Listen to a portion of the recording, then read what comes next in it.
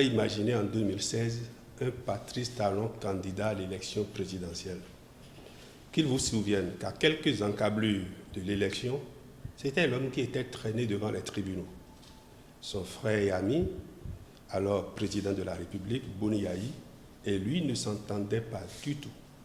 Vous vous rappelez cette affaire d'empoisonnement qui aurait pu être l'obstacle majeur à sa candidature. Et à l'époque, il y avait trois grands partis.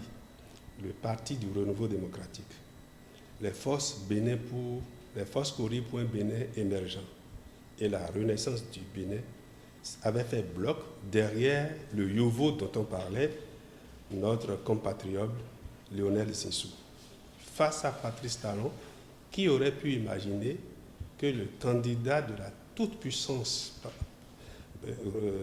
alliance politique passerait?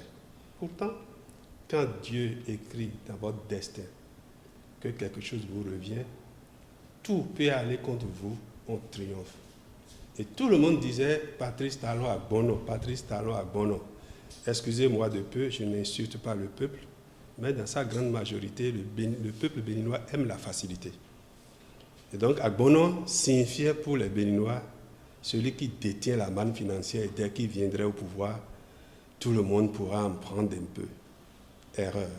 Agbono n'a jamais eu ce sens. Agbono, c'est le symbole de la rigueur, de la gouvernance sans état d'âme, des objectifs fixés qu'il faut atteindre contre vents et marées. D'ailleurs, il a dit, si je prends le pouvoir, je vais soumettre tout le monde pour réussir. Il l'a fait. Il n'y a pas un seul éléphant blanc dans le pays. Tout ce qu'il entame, il le conduit à terme. C'est vrai, on peut lui reprocher un certain nombre de choses. Mais nous-mêmes, comment avions-nous participé à la gestion des affaires publiques depuis les indépendances jusqu'à ce jour? Nous avons connu environ 70 ans de colonisation. Les Chinois ont connu la colonisation des Japonais.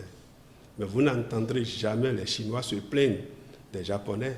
Ils ont fait bloc, ils ont travaillé et en 30 ans, ils sont aujourd'hui puissance mondiale, aussi bien économiquement, sur le plan militaire que sur le plan politique. Parce que, quoi qu'on dise, la Chine c'est une dictature, c'est ceci, c'est cela, beaucoup aujourd'hui se posent la question de savoir si leur modèle n'est pas probablement le meilleur.